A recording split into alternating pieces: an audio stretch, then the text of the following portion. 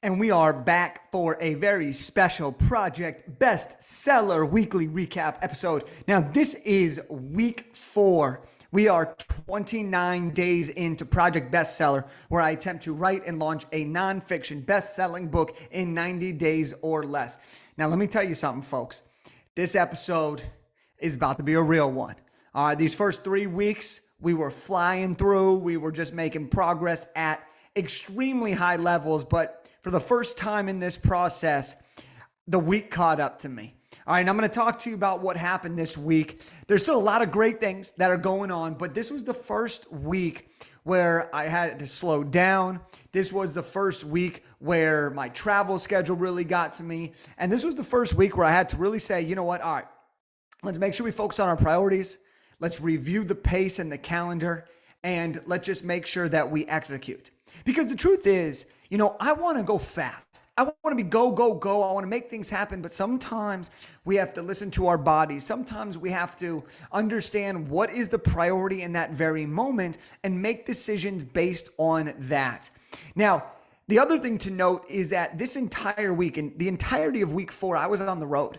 I had a mastermind Monday through Thursday, and then I was in Austin, Texas for a wedding Friday through Sunday. All right, so this has been a lot of movement, a lot of time being already designated and already given to other things that I had committed to. So as we go through this, I want to kind of break down exactly what happened this week so that I can share with you what I did, how I was feeling, and what my plan is to move forward so that we get this book done on time. So like I said, this is the week 4 recap. We're 29 days into it. All right.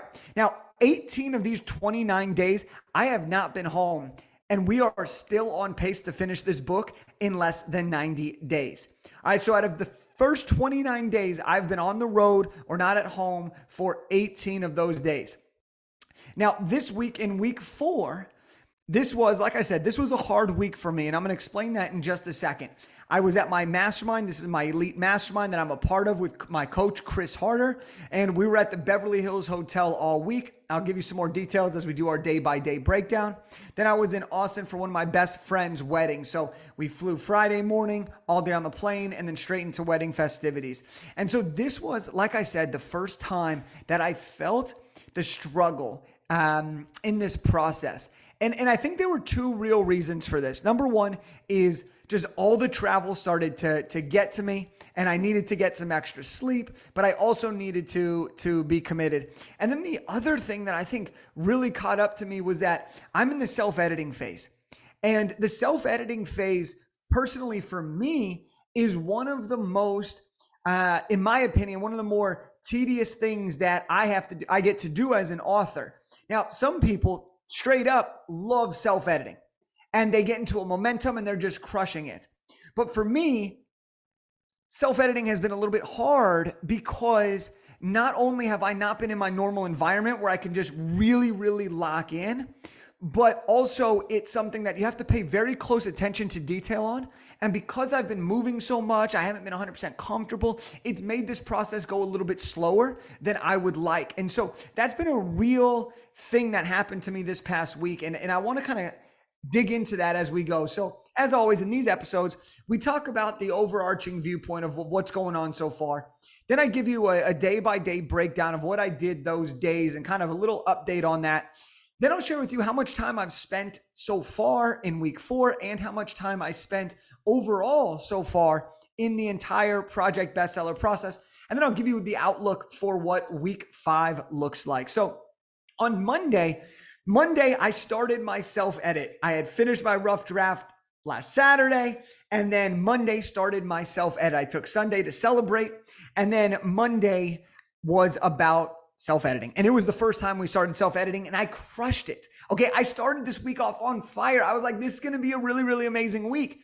It was a great start to the week. And I think, again, the reason for that, the mastermind started in the afternoon. So that morning, I was able to work from my home, and I was able to really get in some quality and focused time. Later that afternoon, I started my mastermind, and that kicked off the rest of the week. Tuesday, I continued to self-edit. Now, when we self-edit, we focus on 2 things. Number one is we do what's called a verbal read through. And number two, we do a chapter by chapter read through. So I am in the process of doing my verbal read through, which means that I'm reading the book out loud to catch different mistakes, to see how the stories flow, and to really make sure that the book has everything that it needs to have in it. But as I do it on Tuesday, I try to do it as early as I can because I know that once I get to the mastermind, we have an off-campus activity from about 8:30, 8:45-ish, all the way through the evening. Now, luckily, I didn't try to push book time to lunchtime or afterwards because we went to Disneyland. Our mastermind took us to freaking Disneyland. And so I self-edited in the morning, and that was all the time I had. I had about 30, 40 minutes, and that was it. Now, Wednesday, again, our focus is self-editing. That's my only priority right now is the self-edit. I'm going through it word by word, chapter by chapter, page by page to really make sure that I get the best quality out of myself that I can. And I'll tell you this, I am making a lot of edits. All right, sometimes we think that we write a rough draft and that's it, and self-editing is just reviewing. No, self-editing is you're going through your book. You're editing things, you're rearranging things, you're adding stories, you're taking out stories. And so for me, this is really, really an important piece of the process. That day, Wednesday, I did a little bit of my self-editing, and then we were in the classroom from 9 to about 5 or 6, and then we had a team dinner that evening. So again, my days are spent. They're fully occupied. The calendar's full, okay? And so I really try to execute that in the morning. Fast forward to Thursday. This is the final day of the mastermind, and we're at the Beverly Hills Hotel. Okay, so this is an iconic hotel, and we do a 6:45 a.m. walk. All right, so listen to this. Okay, here's the schedule for Thursday. 6:45. It's an optional walk, and then we're going from about 9 to 5, and then we have our celebration dinner from about 5 to 9:30, 10 p.m. Talk about a full day. So what I did was I prepped my entire day before the 6:45 walk. I was up early. I got to the hotel to be on the walk because I'm committed to being around these people because we only do this twice a year. I went on the walk and it was amazing. I got in some really deep conversations, talked about relationships, talked about business, shared some ideas. And between that, everybody went for breakfast and they got ready. But instead, that's when I decided to self-edit. All right, because I'm committed.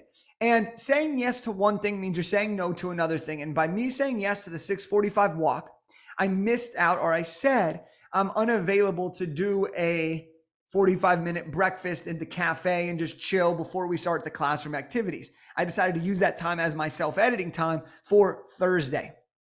Finally, we get done with the celebration dinner. I get back home and I have to pack and I shut my eyes for the night. Friday, we're now in the middle of the book. I'm self-editing. Again, this week is self-editing. And I get to the airport. We have a 9 a.m. flight, so I'm getting to the airport early. And this is when I kind of had one of those moments where I kind of just like took a deep breath and I was like, shit, this is hard, right? This is that realness of writing a book. And I was feeling the emotions. I was feeling the grind, feeling the timeline for two reasons. It was because one, self-editing is a lot, okay?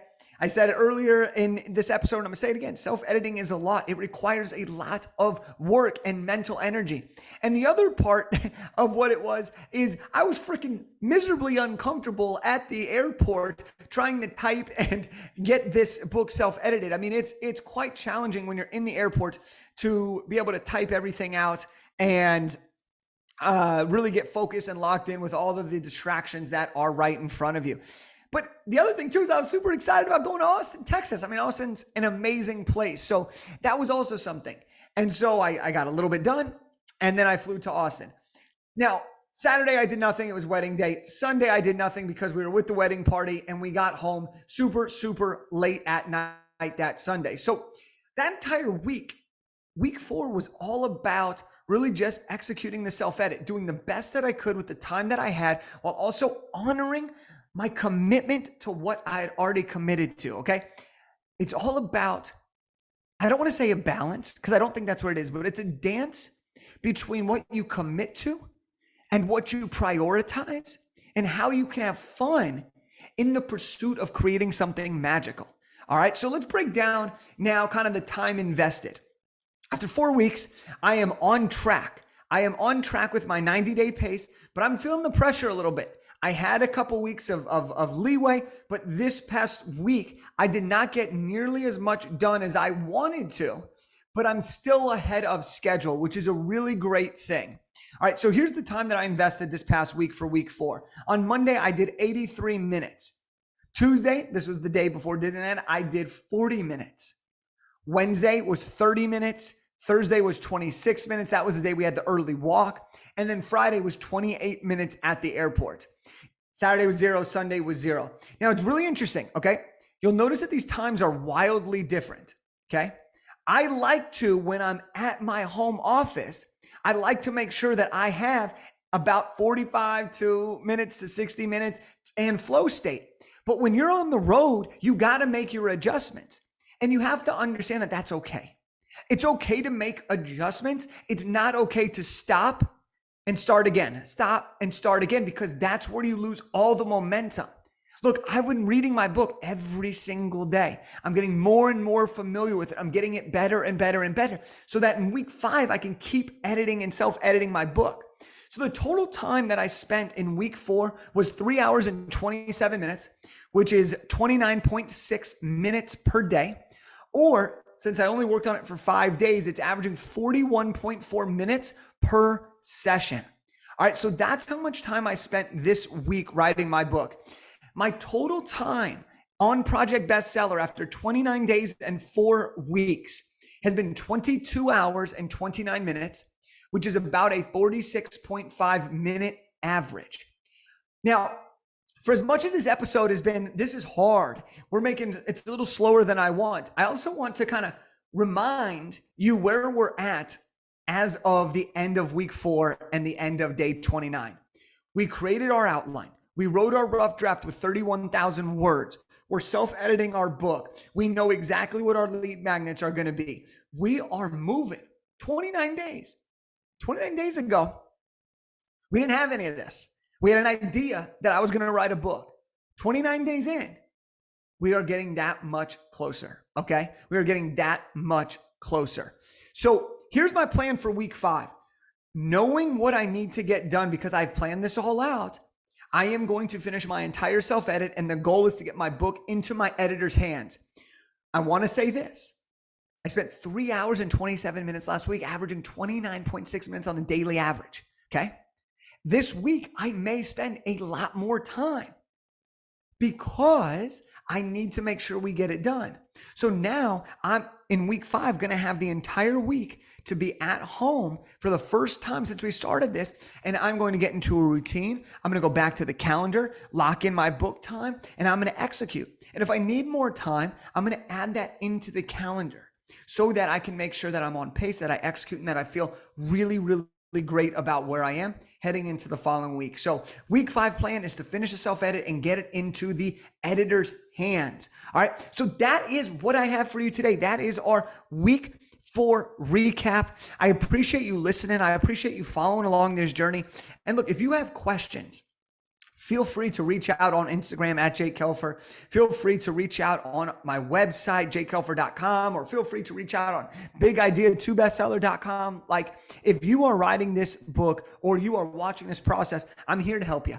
That's why we're doing this entire Project Bestseller. This has been a heck of a good time. We have people that are 6,000, 8,000, 10,000 words into their draft. We have people that are doing it with me, and this is what it's all about. So if you do want to follow along and you want to get daily updates and you want to hear everything that I'm doing in real time, you can text the word bestseller to 661-669-7363.